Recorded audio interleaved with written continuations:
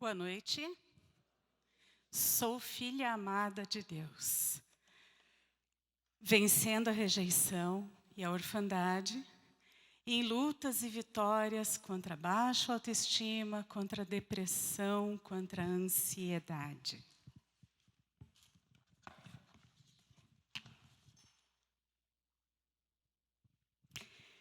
A gente vai conversar agora sobre entrega. É um desafio para mim estar aqui, mas ao mesmo tempo é um privilégio, é uma alegria, é uma honra, me sinto honrada. E o meu desejo é só que o Espírito Santo fale com cada um de vocês como ele falou comigo enquanto eu estudava essa lição. Entregar tudo. Entregar é fácil? Quem acha que é fácil? Não, né? Entregar é um desafio. Mas a gente entrega porque Jesus disse: venham a mim todos os que estão cansados e sobrecarregados, e eu lhes darei descanso. E carregar tudo sem entregar para Deus é sobrecarga, é cansaço, é um fardo. Eu quero começar contando para vocês uma historinha de avião. Eu vou contar 2 histórias de avião hoje. A primeira é uma história que eu ouvi, gostei, e talvez até alguém já conheça. E a segunda, que eu vou contar lá no final, é uma história que eu vivi uns dias atrás. Então, essa primeira história é assim. Não sei quem já viajou de avião e pegou aquelas turbulência, uma turbulência de verdade, aquela que cai coisa, que se desgruda do banco, assim, a galera no avião grita, tal. Esse nível de turbulência, não é só aquela tremidinha, não. Turbulência de verdade. E conta-se que em um voo deu essa turbulência aí, caiu coisa, e o pessoal gritou, e gente chorando, e meu Deus, chegou o final. Mas na primeira fila tinha um menino, entre 7 e 8 anos, e a coisa acontecendo para trás ali no avião, o avião chilicando lá, e ele ali, brincandinho no joguinho dele, estava nem aí. E virava para cá o avião, ia para lá, parecia um barquinho em alto mar, mais do que um avião no ar. E o garotinho ali super tranquilo. Enfim, o piloto avisa: passamos por uma área de turbulência, mas já está tudo sob controle, já está estabilizado e tal, e o avião seguiu tranquilo. Podem soltar os cintos e tal. Daí era só a fila no banheiro, né, pessoal?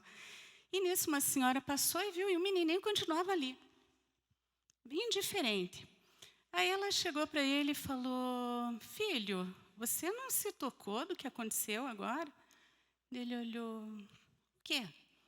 Essa turbulência, a gente correu risco aí, olha o que aconteceu com o avião. Você não ficou com medo? Não. Você não ficou com medo? Não. Como assim você não ficou com medo? Ele olhou e falou: eu não fiquei com medo porque meu pai é o piloto do avião. Isso é entrega, isso é confiança. E durante todo esse tempo que a gente vai conversar, eu quero que você lembre que o teu pai é o piloto do avião da sua vida, não importa a turbulência. Independente, ele está comandando, ele é o comandante. Muito bem, depois eu vou contar outra história do avião lá no finalzinho. Entregando o controle de tudo para Jesus. E tudo, gente, é tudo. A gente não escolhe, isso eu entrego, isso eu não entrego. Porque a palavra de Deus, a promessa de Deus para nós, no Salmo 37, 5, é: entrega o teu caminho ao Senhor, confia nele e ele agirá. E numa outra tradução diz: e todo mais ele fará. Quando nós decidimos entregar, quando nós decidimos confiar, o Senhor age.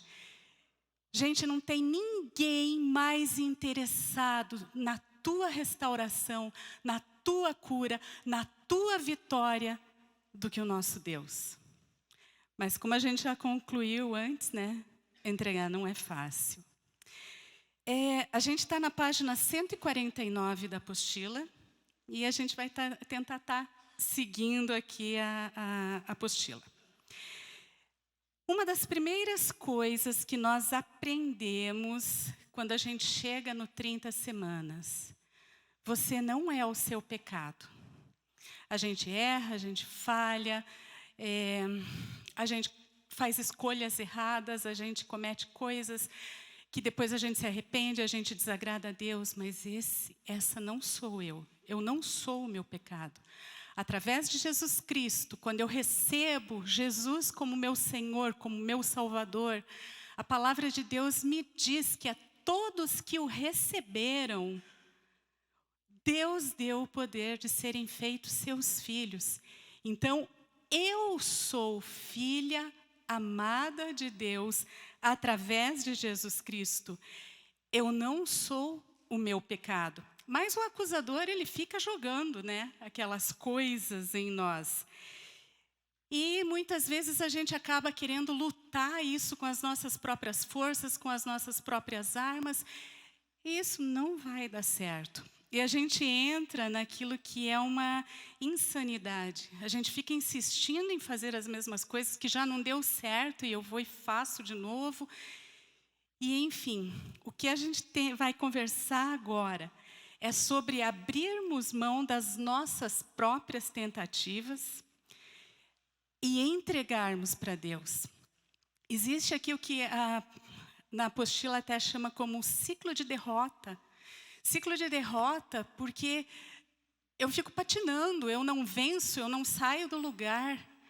E o diabo se aproveita, e é culpa, ali ela coloca culpa, raiva, medo, depressão, e vai por aí afora. E a gente esquece que a palavra de Deus nos diz que Deus é o nosso refúgio, Deus é a nossa fortaleza, e Ele nos protege, Ele cuida de nós. Então, se nós decidimos realmente entregar, confiando que Ele é a nossa fortaleza, o que vai acontecer é que nós vamos receber vida. Jesus diz que Ele veio para que nós tenhamos vida plena. E não diz só respeito à vida eterna. A vida eterna também, claro, nós temos vida eterna em Jesus, mas nós temos que começar a desfrutar da vida plena que o Senhor quer para nós, já aqui. Hoje, ontem não dá mais, mas a partir de hoje, agora, eu quero essa vida plena, essa vida abundante.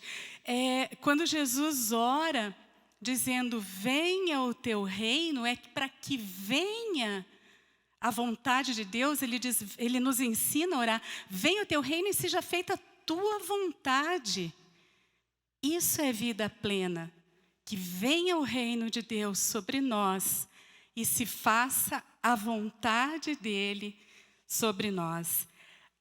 Ai, que legal, gostei disso. Então quer dizer que acabaram os problemas, daqui para frente é tudo mar de rosas. Sinto muito, mas não é assim não. Primeiro, Jesus não prometeu um mar de rosas para ninguém.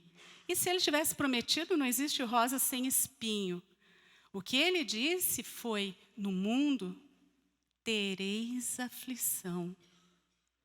Só que ele colocou, não parou aí, ele colocou, mas tenham bom ânimo, eu venci o mundo. Então, vida plena não significa folga. Significa, eu tenho aflições, problemas, eu recebo más notícias, mas a palavra diz que a gente não se abala com as más notícias. Sabe por quê? Aquele que venceu também prometeu que jamais vai nos deixar. Então aqui eu gostei muito, achei muito bonitinho que ele coloca assim, o vencedor está na sua equipe. Então, Aí sim, aí a gente vai. Essa é a diferença daquele que teme a Deus, daquele que entrega a sua vida a Deus para as pessoas do mundo. Sim, nos sobrevêm situações como para qualquer pessoa, como diz a palavra, o sol nasce sobre justos e injustos. Entretanto, nós não estamos sozinhos, o vencedor está na nossa equipe. Então, vamos lá. A gente vai ver 4 pontos para nos ajudar a aprendermos a entregar tudo para Jesus. Ponto número 1. Entregue suas vontades a Deus. Mas, de novo, vou perguntar. Fácil? Nem um pouco. A gente é cheio das vontades, né? A gente é cheio dos querer, a gente é cheio do achar que a minha vontade é mais importante. Mas não é assim, gente. Olha o que Paulo falou. Paulo disse assim: eu fui crucificado com Cristo. Assim, já não sou eu quem vive, mas Cristo vive em mim. A vida que agora vivo no corpo, vivo-a pela fé no Filho de Deus, que me amou e se entregou por mim. Olha o detalhe. Jesus me amou e se entregou por mim. Agora, então, eu escolho abrir mão da minha vontade por aquele que me amou, por aquele que se entregou por mim. Entregar-se é uma atitude que se expressa em todas as suas decisões. As decisões mais simples, corriqueiras, que você acha assim, mas isso é só um detalhe. Nosso Deus é um Deus de detalhes. Então, cada pequena decisão, tudo que eu vou fazer, compro ou não compro, viajo ou não viajo, vou fazer tal coisa no trabalho ou não vou. Cada pequena decisão é importante para Deus. É importante para a sua vida? Então é importante para Deus. Agora, uma coisa, a gente não pode também, ter a cara de pau de querer perguntar para Deus, assim, aquilo que é errado, que a gente já sabe a resposta, como é que é? Quem sabe a resposta não faz a pergunta. Presta atenção, Deus nunca vai te apoiar em alguma coisa errada. Ah, mas é só um pecadinho. Não tem pecadinho. Deus não vai te apoiar para escolher, para tomar uma decisão errada. Então, quando você entrega e você vai viver tudo conforme a vontade de Deus, já vai eliminando as coisas que você tem certeza, que você sabe que não é a vontade de Deus, que não agrada a Deus. Isso aí, gente, já está definido. Entregar-se é render-se. E ele diz ali, é uma atitude para os fortes. É muito mais difícil você entregar e se render e se submeter à vontade de Deus do que você seguir tua vida do jeitão que você quer. É difícil, é uma decisão para os fortes, mas a única e melhor escolha que você pode fazer, porque o caminho contrário dá ruim. A maioria absoluta das nossas vontades, das nossas decisões, das nossas vontades próprias, não é legal. Eu não sei quantos de vocês, mas isso já aconteceu várias vezes comigo, de parar e pensar, caramba, ainda bem que a resposta de Deus naquilo que eu pedi lá atrás foi não. Porque se Ele tivesse me dado aquilo que eu pedi... A gente vai na empolgação, vai naquilo que os olhos veem. E, Senhor, como eu quero, faz, Deus. Jejua, e faz horrores, e ora de madrugada. Senhor, faz a minha vontade. Daí Deus olha assim e diz, não, filho. Aí você chora, Deus nunca me atende, Deus não me ouve. E aí o tempo passa e você olha e diz, que livramento. Não sei, gente, mas olha, não foi 1, 2, 3 vezes que isso aconteceu comigo. Então, submeter a nossa vontade à vontade de Deus em entregue as tuas vontades a Deus. A gente a nossa tendência é seguir o padrão do mundo, né? Importa o que é bom para mim, importa o que se enquadra bem para mim, mas a palavra nos ensina, que é isso aqui? Isso. Que nós não devemos pegar o molde, a forma, o formato do mundo, mas nós devemos ser transformados pela renovação da nossa mente.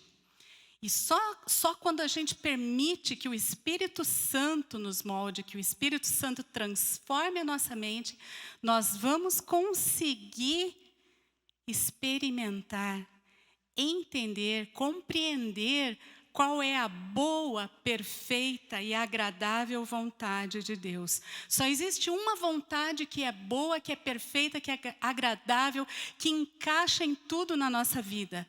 É a vontade daquele que nos criou, é a vontade daquele que conhece o nosso íntimo, é a vontade daquele que sonda o teu coração, é a vontade daquele que conhece tudo que você faz quando você está sozinho.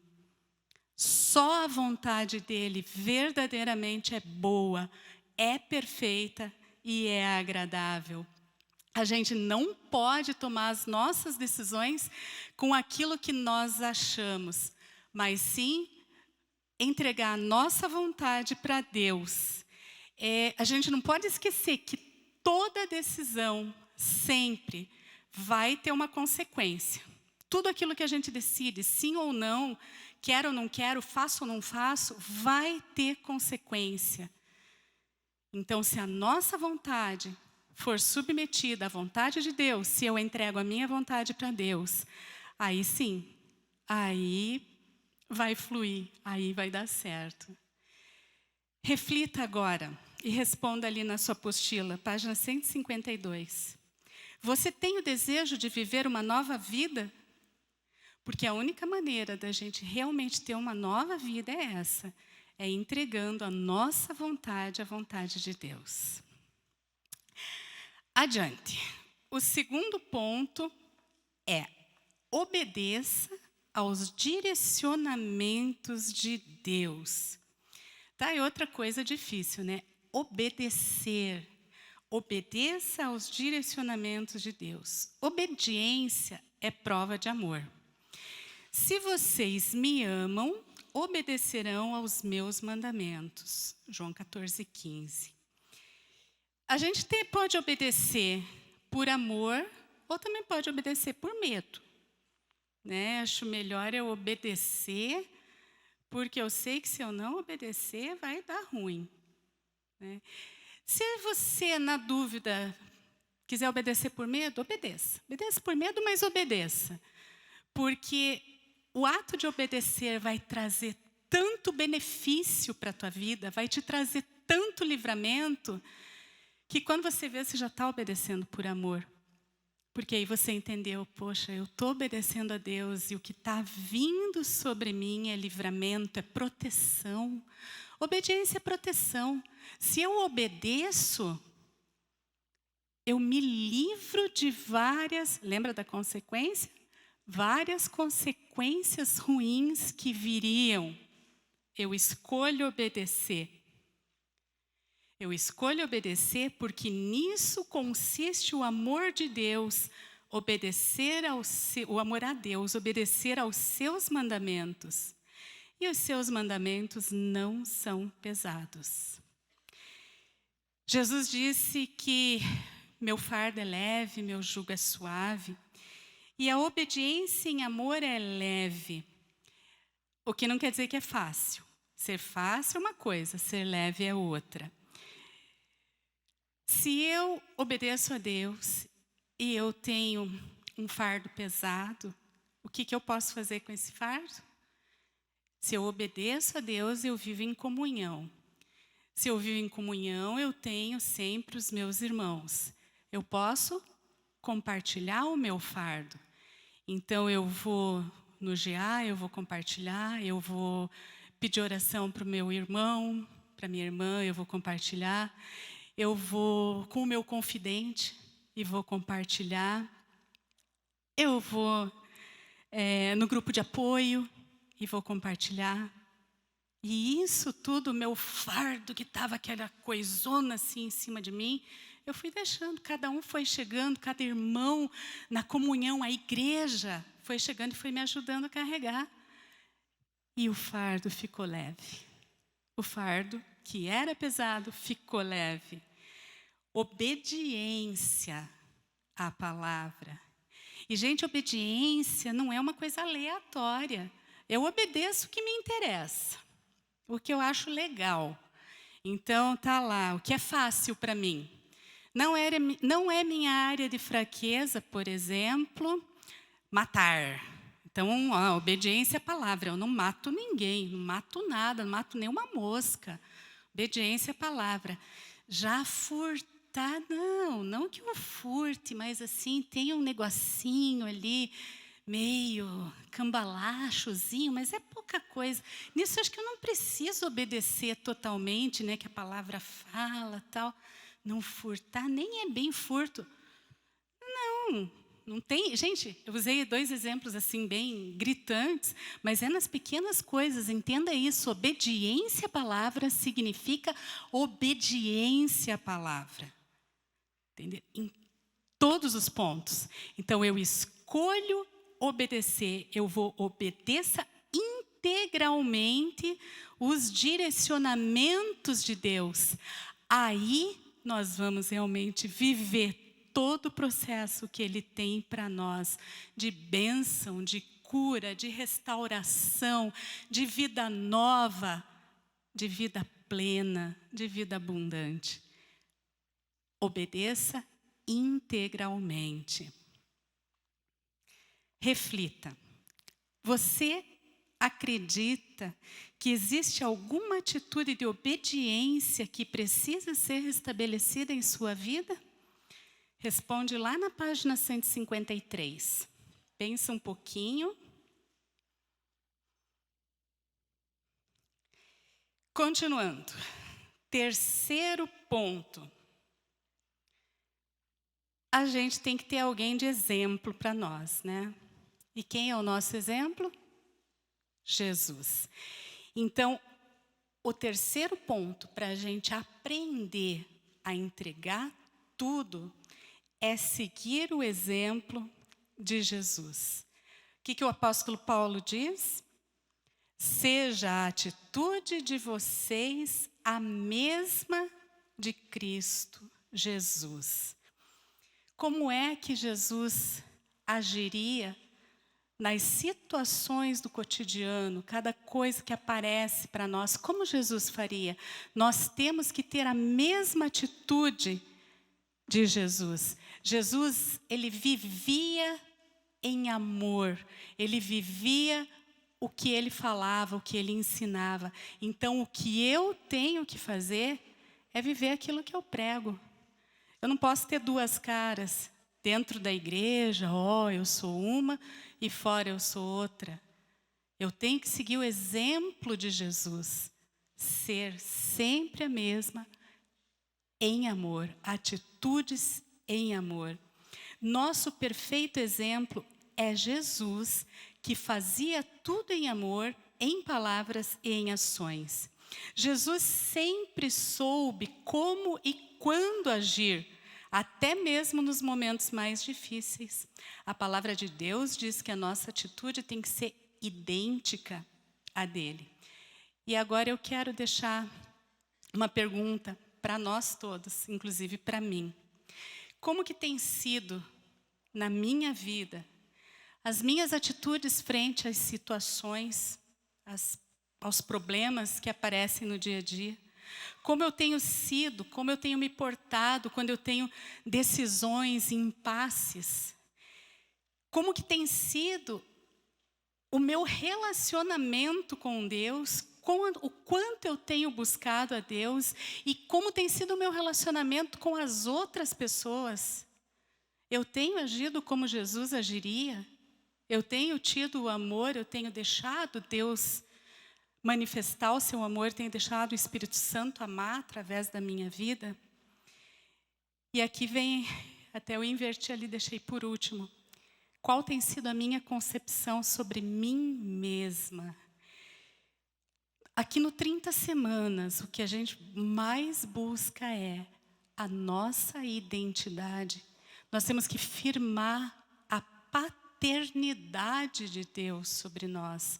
Enquanto nós não entendemos quem realmente nós somos, a nossa concepção sobre nós mesmos vai estar errada, vai estar equivocada. E isso é uma brecha para as coisas não darem certo. Então, como tem sido a minha concepção sobre mim mesma? Eu preciso entender quem eu sou. Filha amada de Deus. E a gente vê na Bíblia, quantas vezes Jesus busca Deus. Jesus buscava Deus para tudo. E Ele é o nosso exemplo. Então, ali em Lucas 6, 12, 13, Jesus buscou a Deus. Ele passou a noite orando quando Ele ia escolher os 12 discípulos, os 12 apóstolos, os mais próximos dele. Queriam, na verdade, dar continuidade. O que Ele fez? Ele tinha que tomar uma decisão, escolher ali aqueles 12. O que Ele fez? Passou a noite orando. Lá de Mateus, pouco antes de Jesus, ele sabia o que estava por vir, era a maior luta. Ele ia dar a vida por nós. O que Ele fez? Ele foi orar. Então, frente à luta, frente ao problema, diante de situações difíceis, diante de má notícia, o que a gente faz? Busca a Deus. Esse é o exemplo de Jesus. Quando a gente precisa de sabedoria, quando você vai ensinar, quando você tem que fazer algo que requeira de você, vamos colocar assim, estar mais ligado, algum ponto mais que você vai ter que estar mais concentrado, você vai fazer um ensino, você vai fazer uma pregação, você vai ensinar teu filho, você vai dar um conselho. O que você faz? Busca Deus. Jesus, todos os exemplos dele que ele deixou para nós é esse. E aí vem a minha pergunta: quanto é que eu tenho buscado a Deus? Quanto é que você tem buscado a Deus? Nesses momentos em que surgem as situações que a gente precisa de ajuda, de discernimento, de sabedoria para colocar nossa vontade debaixo da vontade de Deus, como a gente já viu, a gente tem que seguir o nosso exemplo. A gente tem que se basear em Jesus. E aí eu peço para você refletir. Tem alguma área da sua vida que não está ainda totalmente entregue a Jesus? Como eu citei antes, aquilo que a gente faz quando não tem ninguém por perto, quando ninguém está vendo. Está tudo já está debaixo do Senhor. Você já entregou tudo? E por fim, para finalizar, quarto ponto. Creia que a vontade de Deus para você é sempre boa. Isso é outra coisa que, como eu já falei da minha experiência, que eu já vivi isso. Gente, é difícil quando Deus te diz não. Mas a vontade de Deus é boa. Ou eu creio ou eu não creio. Não, a vontade de Deus é boa, mas caramba, eu queria tanto. E Ele disse, não, Márcia, não é isso. Não agora. Ou Ele disse, espere. A vontade dEle não é a minha vontade, mas a vontade dEle é boa para mim sempre. E a palavra diz, porque sou eu que conheço os planos que tenho para vocês, diz o Senhor. Planos de fazê-los prosperar e não de lhes causar dano. Planos de dar-lhes esperança e um futuro. Então vocês clamarão a mim, buscando. Vocês clamarão a mim, virão orar a mim e eu os ouvirei. Vocês me procurarão e me acharão quando me procurarem de todo o coração. A vontade de Deus sempre é a melhor para nós. mas nós precisamos buscar, nós precisamos nos derramar diante dele, nós precisamos nos render a ele. Ali ele até cita um exemplo, né, da garupa. Imagina você na moto, né, e você segura na garupa que Jesus vai estar conduzindo. Então eu quero te lembrar quem é o piloto do avião da sua vida. Você é filha dele. Ele vai cuidar todo o tempo. Paulo fala sobre se submeter, trazendo o mesmo princípio, ensinando dentro do contexto familiar. Assim como a igreja está sujeita a Cristo, também as mulheres estejam em tudo sujeitas a seus maridos. Maridos, amem suas mulheres, assim como Cristo amou a igreja e entregou-se a si mesmo por ela. Qual que é o problema em se submeter? Qual é a dificuldade em se submeter?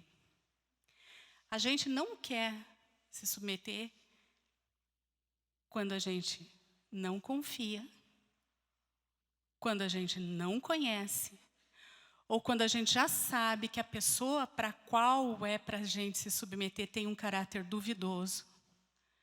Quando a gente não se sente amado, vou me submeter a alguém que eu sei que não me ama.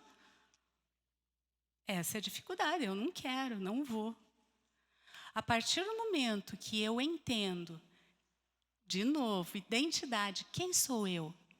Filha amada de um pai que cuida, de um pai zeloso, de um pai carinhoso, de um pai que se preocupa, de um pai que quer a minha cura, de um pai que quer a minha restauração, de um pai que promete um futuro para mim. A partir do momento que eu entendo essa minha posição de filha amada desse pai perfeito, não vai mais ter problema em se submeter a ele.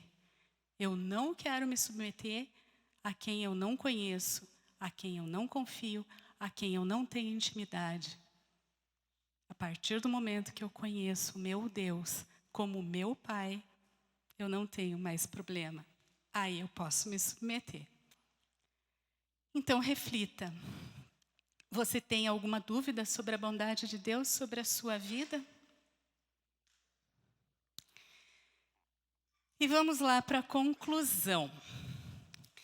É bem interessante a gente ter isso, assim, como é que eu vou dizer? Ter isso definido para nós. 30 semanas, gente, não é autoajuda. 30 semanas é a ajuda do alto. Não sou eu que me ajudo. Quem me ajuda é Deus. A gente se apoia, mas a ajuda vem daquele Pai que nos ama. Existem vitórias presentes e futuras para quem decide dizer sim aos processos de Deus.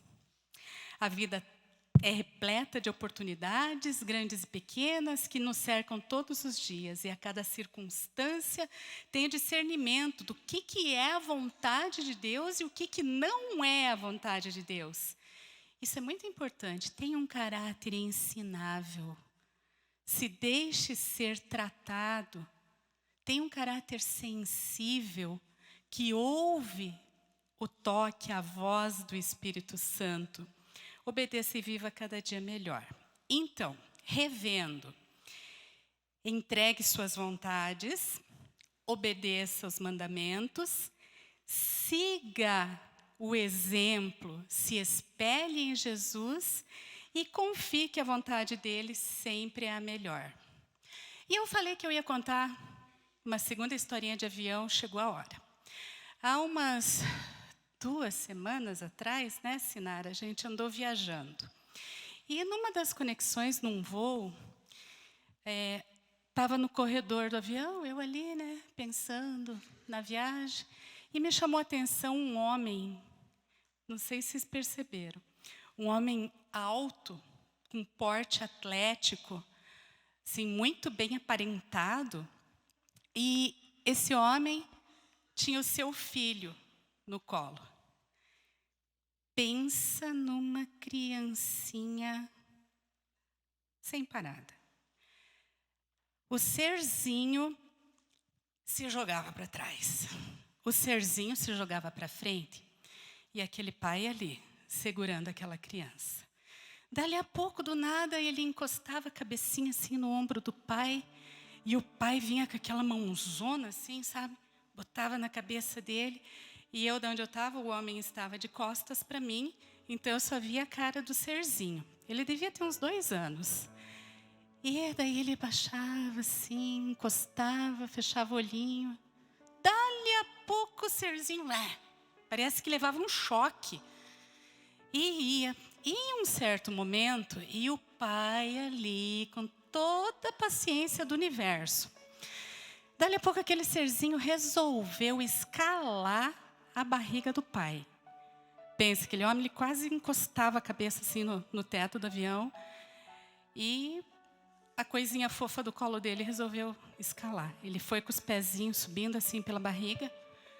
E o que aconteceu? Que já é de se imaginar, chegou um ponto, ele perdeu o equilíbrio, foi com tudo para trás e ali estava o bagageiro do avião. E a criança foi, com tudo. Adivinha o que aconteceu? O pai colocou a mão aqui e segurou a cabeça dele. E não aconteceu nada. Eu olhei assim e falei... Senhor, que criança chata.